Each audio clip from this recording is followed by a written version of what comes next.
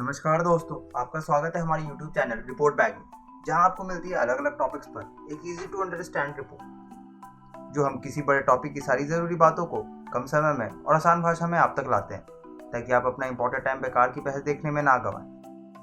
गौतम अडानी, ये नाम आज भारत ही नहीं पूरी दुनिया में छाया हुआ। आज हम जानेंगे कि कैसे अडानी, जो कि एक फोर्थ जनरेशन एंटरप्रेन्योर है, उन्होंने सिर्फ 30 साल में अपना 150 बिलियन से भी ज्यादा का एम्पायर बनाया और दुनिया के दूसरे सबसे अमीर व्यक्ति बन गए। तो चलिए जानते हैं अडानी के बारे में। दोस्तों, गौतम अडानी का जन्म 24 जून 1962 में अहमदाबाद के रत्नपोल में एक जैन परिवार में हुआ था। उनके पिता का नाम शांतिलाल जैन और माता का नाम शांता जैन अडानी है। अडानी के पिता एक स्मॉल टेक्सटाइल मर्चेंट थे, जिससे उन्हें अडानी के साथ साथ उनके 7 भाई बहनों को भी पालना था।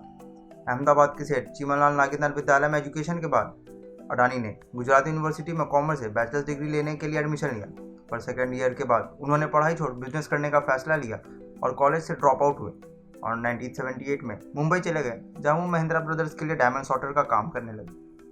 महिंद्रा ब्रदर्स के पास 2 से 3 साल काम करने के बाद अडानी ने खुद का डायमंड ब्रोकरेज फर्म मुंबई के जवेरी बाजार में खोला। दूसरी ओर अडानी के बड़े भाई मनसुख भाई अडानी ने सन 1981 में अहमदाबाद में एक प्लास्टिक फैक्ट्री परचेज करा, जिसके ऑपरेशन संभालने के लिए वो अडानी को मुंबई से वापस अहमदाबाद बुला लेते हैं। ये प्लास्टिक वेंचर अडानी के ग्लोबल ट्रेडिंग का गेटवे साबित होता है। अडानी के भाई का बिजनेस स्ट्रगल कर रहा था, क्योंकि इस प्लास्टिक फैक्ट्री को हर महीने 20 टन पीवीसी की जरूरत होती थी और उस समय पर इंडिया में सिर्फ आईपीसीएल पीवीसी प्रोड्यूस करता था, जिस कारण से फैक्ट्री की डिमांड्स मीट नहीं हो पा रही थी। इस क्राइसिस को अपॉर्चुनिटी में बदलते हुए अडानी ने कांडला पोर्ट के थ्रू 1985 से primary polymers for small scale industry यानी कि प्लास्टिक ग्रैन्यूल्स इंपोर्ट कराना शुरू कर दी और 1988 में अडानी एक्सपोर्ट्स को इस्टेब्लिश किया, जो कि आगे जाकर अडानी इंटरप्राइजेस के नाम से मशहूर हुआ। अडानी के किसी भी कंडीशन में प्रॉमिस पूरा करने और सॉफ्ट स्पोकन नेचर ने मार्केट में उन्हें ट्रस्टवर्दी बिजनेसमैन बनाया। धीरे धीरे अडानी ने Gujarat PSU, Gujarat state exporter corporation GSCC जैसे ऑर्गेनाइजेशंस के साथ टाई अप किया, जो कि स्मॉल कंपनीज को इनपुट सप्लाई किया करते थे। इन टाई अप्स के कारण अडानी ने अपने इंपोर्ट्स के वॉल्यूम को इतना ज़्यादा बढ़ा लिया कि जल्दी उन्हें स्टेट गवर्नमेंट ने 12 करोड़ तक के इंपोर्ट्स बिना लेटर ऑफ ऑथराइजेशन के इंपोर्ट करने की परमिशन दे दी। इस दौरान अडानी ने एक्सपोनेंशियल ग्रोथ हासिल किया। 1988 से 1992 के बीच अपने इंपोर्ट्स को 100 मीट्रिक टन से बढ़ाकर 40,000 मीट्रिक टन तक ले गए। अब पीवीसी ग्रैन्यूल्स के अलावा अडानी ने केमिकल्स और पेट्रोलियम प्रोडक्ट्स का इंपोर्ट शुरू कर दिया और धीरे धीरे एक्सपोर्ट में भी अपने पैर जमाना शुरू कर दिया। ट्रेडिंग के बिजनेस में खुद को एस्टैब्लिश करने के बाद अडानी ने इंफ्रास्ट्रक्चर मार्केट में भी एक्सपैंड होने का मन बना लिया और पोर्ट और प्लांट जैसे इंफ्रास्ट्रक्चर में इन्वेस्ट करने लगे। 1991 से 1992 में चीमन भाई पटेल गवर्नमेंट ने मुंद्रा पोर्ट की जमीन को कारगिल और अडानी इंटरप्राइजेस को सॉल्ट प्रोडक्शन के लिए दे दी, पर जॉर्ज फर्नांडिस और इन्हीं के जैसे कई मशहूर हस्तियों के भारी प्रोटेस्ट के बाद कारगिल ग्रुप ने इस प्रोजेक्ट से अपना हाथ पीछे खींच लिया। इन डिलेज के कारण अडानी ग्रुप को काफ़ी ज़्यादा लॉस फेस करनी पड़ रही थी, जिसके बाद अडानी ने मुंद्रा पोर्ट को एक प्राइवेट कैप्टिव पोर्ट में कन्वर्ट करने का फैसला लिया। तब तक इंडिया लिबरलाइजेशन की ओर बढ़ चला था और खुद को कैपिटलाइज करने के लिए गुजरात गवर्नमेंट ने नए पोस्ट डेवलप करने का मन बना लिया था। इस प्रोसेस को एक्सेलरेट करने के लिए गुजरात गवर्नमेंट ने नए पोर्ट्स को स्टेट और प्राइवेट कंपनीज के जॉइंट वेंचर के तौर पर मैनेज करने का डिसीजन लिया। इनिशियल लिस्ट में से 100 में से एक मुंद्रा पोर्ट भी था। ये इतना डीप था कि 2 लाख मीट्रिक टन लोड वाली शिप्स भी यहाँ बर्थ कर सकती थी। 1995 में मुंद्रा पोर्ट का कॉन्ट्रैक्ट अडानी को मिल गया और यहाँ से अडानी ग्रुप ने नया ग्रोथ देखा।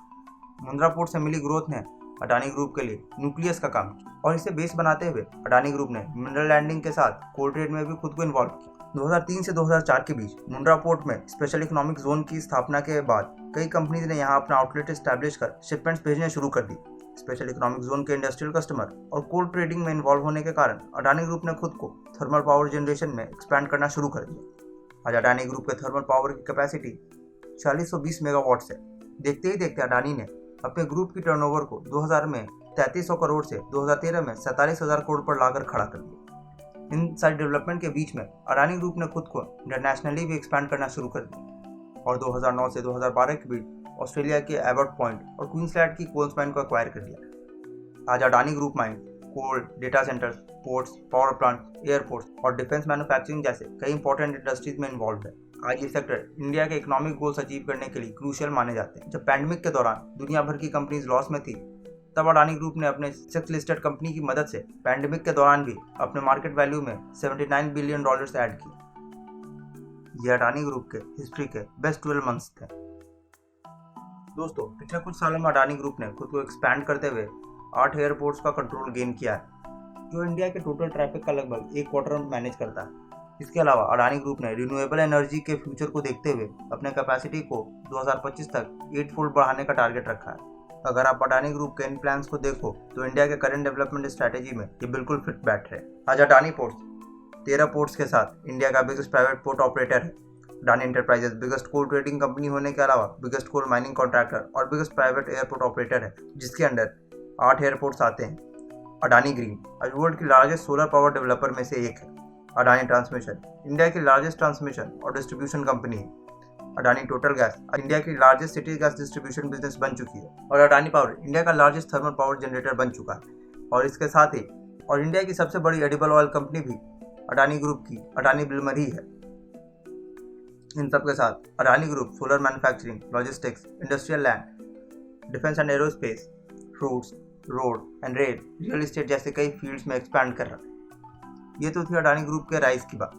और आप सबको तो पता है कि किसी भी बिजनेस के राइज के साथ बहुत सारी कंट्रोवर्सीज भी जुड़ी होती हैं, चाहे वो टाटा हो या अंबानी। सेम कैसे अडानी के साथ, जिसके बारे में हम अपनी अगली वीडियो में बात करेंगे। अगर आपको ये वीडियो पसंद आए तो लाइक करें, सब्सक्राइब करें और किसी और टॉपिक पे हमारी रिपोर्ट चाहते हो तो प्लीज़ कमेंट करें।